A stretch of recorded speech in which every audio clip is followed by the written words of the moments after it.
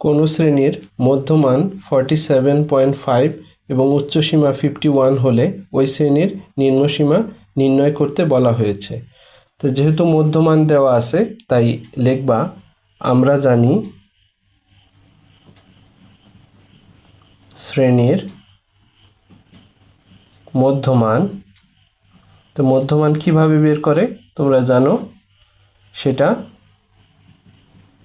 নিম্নসীমা যোগ উচ্চ সীমা, অর্থাৎ নিম্নসীমা আর উচ্চ সীমা যোগ করে তাকে কি 2 দিয়ে ভাগ করলেই শ্রেণীর মধ্যমান পাওয়া যায়।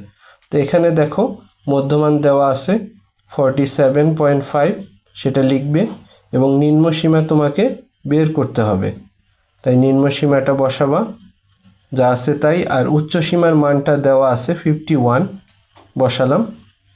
এখন আমরা যদি আর গুণ করি তাহলে কি হবে, নিম্নসীমা প্লাস 51 ইকুয়াল টু এটা হবে কি 47.5 ইন্টু 2, এটাকে যদি গুণ করো তাহলে গুণফল হবে 95।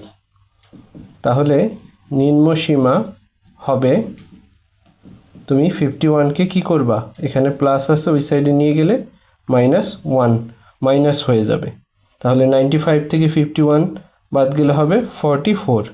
সুতরাং নিম্ন সীমা হবে 44। এটাই হবে তোমার অ্যান্সার।